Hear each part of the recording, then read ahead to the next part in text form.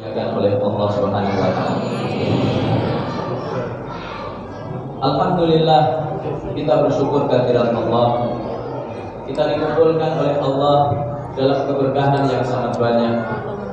Keberkahan silaturahim, keberkahan memakmurkan rumah Allah, keberkahan lantunan ayat-ayat Al-Quran, keberkahan sholawat atas Rasulullah Sallallahu Alaihi Wasallam, keberkahan mahabbah kecintaan kita terhadap Rasulullah Muhammad Sallallahu Alaihi Wasallam.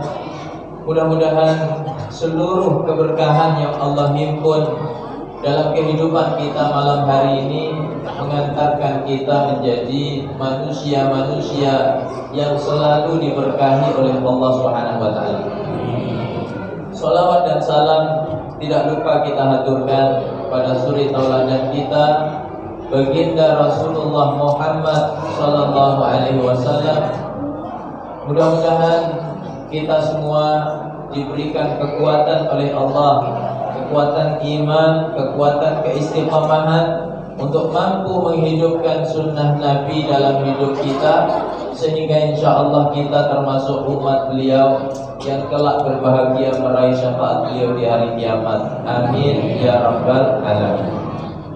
Bapak yang dimuliakan oleh Allah, ini majelis yang ke-6 saya hari ini, jadi suaranya tinggal sisa-sisa.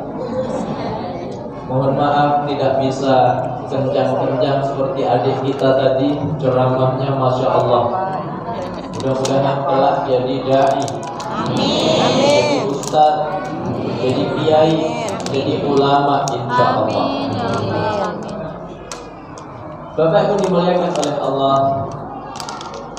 diutusnya Rasulullah Sallallahu Alaihi Wasallam adalah keberkahan untuk seluruh manusia, dari awalnya hingga akhirnya, dari dunia hingga kelak hari kiamat.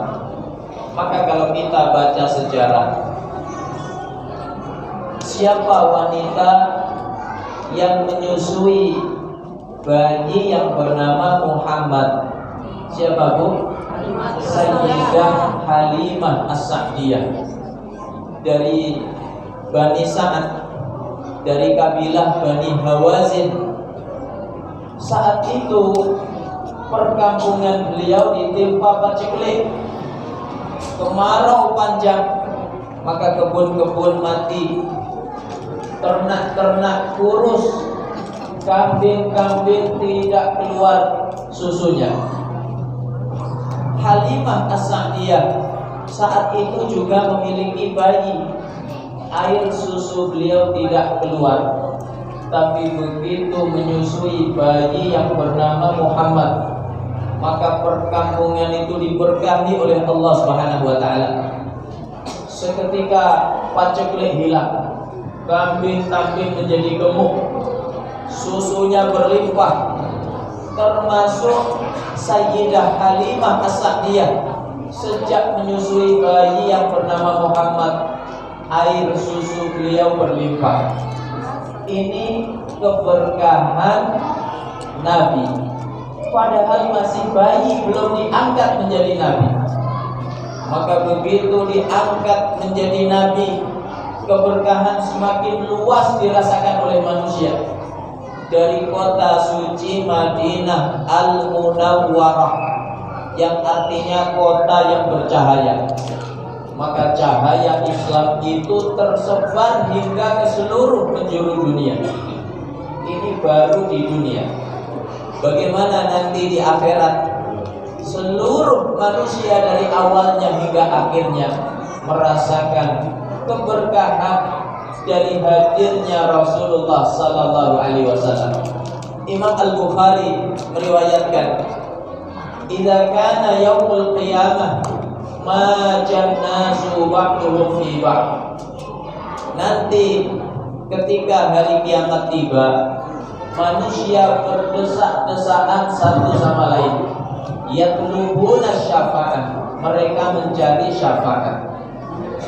Fayatuna ila Adam alaihi salam manusia mendatangi Nabi Adam alaihissalam. Kata manusia, ya Adam, anta abul bashar, engkau ini bapaknya manusia. Isfa' lana ila rabbik, berikan kepada kami syafaat. Maka Nabi Adam menjawab, inna rabbakum qad ghadiba al-yawma ghadaban syadidan la yaghdab mithlahu qablahu wa la ba'dahu. Ketahuilah Tuhan kalian hari ini murka dengan kemurkaan yang teramat dahsyat. Belum pernah Allah murka seperti hari ini, tidak sebelumnya, tidak pula sesudahnya. Nafsi, nafsi, aku hanya bisa mengurus diriku.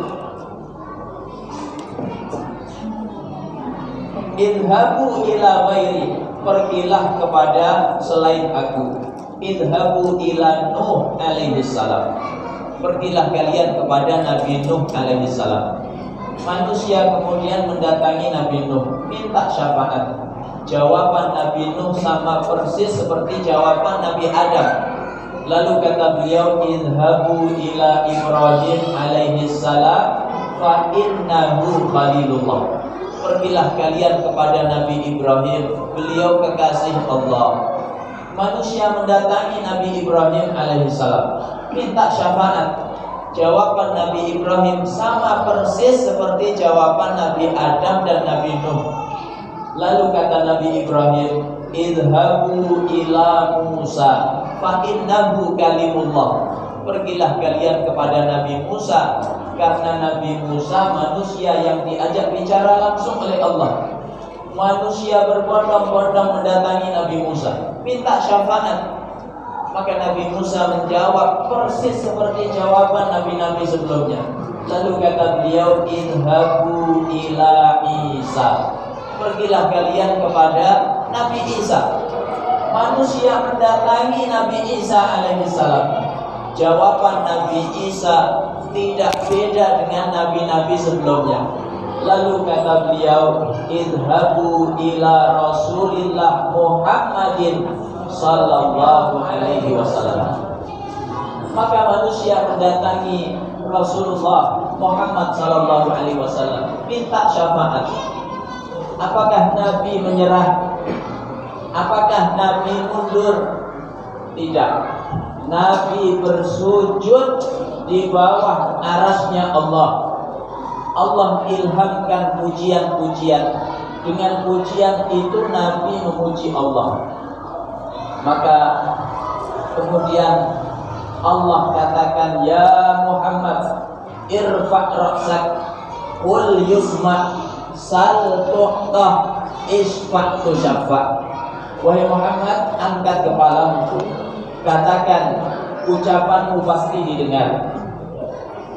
Mintalah, permintaanmu pasti dikabulkan. Berikan syafaat, kamu manusia yang diizinkan memberikan syafaat. Apa kata Nabi? Seperti puisi yang dibaca oleh adik kita tadi, ummati, ummati, umatku ya Allah. Maka Bapak Ibu dimuliakan oleh Allah, Allah kemudian mengizinkan Nabi memberi syafaat kepada umatnya. Kata Allah, akhrij minan nar man kana fi qalbihi mithqalu sya'iratin min iman. Wahai Muhammad, keluarkan setiap umatmu dari neraka mereka yang punya iman sebesar biji gandum. Jadi hari itu iman ada ukurannya. Maka dikeluarkan manusia dari neraka yang punya iman seberat biji gandum. Nabi lagi-lagi bersujud di bawah aras Allah. Kemudian minta syafaat, minta diizinkan memberi syafaat kepada umatnya. Maka kata Allah, akhrij min ummatika minan nar man kana fi qalbihi mithqalu nisfi sya'iratin min iman. Wahai Muhammad, keluarkan setiap umatmu dari neraka mereka yang punya iman seberat setengah biji gandum. Maka dikeluarkan manusia dalam jumlah yang lebih banyak dari sebelumnya. Lalu Nabi lagi-lagi bersujud ke hadapan Allah. Yang keberapa sudah? Sudah keberapa, Bu? 3.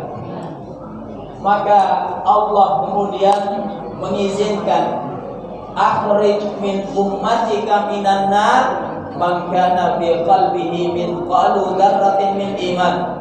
Wahai Muhammad, sekarang keluarkan setiap umatmu dari neraka yang punya iman meskipun hanya sebiji dzarrah, sebiji sawi. Maka dikeluarkan manusia dari neraka dalam jumlah yang jauh lebih besar dari sebelumnya. Lagi-lagi Nabi bersujud di bawah arsy Allah. Yang keberapa, Bu? 4. Kata Nabi, ya Rab, idzan li fi man qala la ilaha illallah min ummati. Ya Allah, izinkan aku memberi syafaat kepada setiap umatmu yang pernah mengucapkan la ilaha illallah. Maka kata Allah, bi'azamati wa kibriyai wa jalali la ukhrijanna min ummatika man qala la ilaha illallah. Wahai Muhammad, ketahuilah, dengan kebesaranku, dengan keagunganku, dengan kemuliaanku, aku akan keluarkan setiap umatmu yang pernah mengucapkan la ilaha illallah. Makanya kita dianjurkan memperbanyak zikir la ilaha illallah. Jemaah dimuliakan oleh Allah, lihat keberkahan yang dirasakan oleh manusia dengan kehadiran Rasulullah sallallahu alaihi wasallam dari sejak dunia hingga akhirat. Maka kepada manusia yang begitu besar jasanya, yang selalu memiliki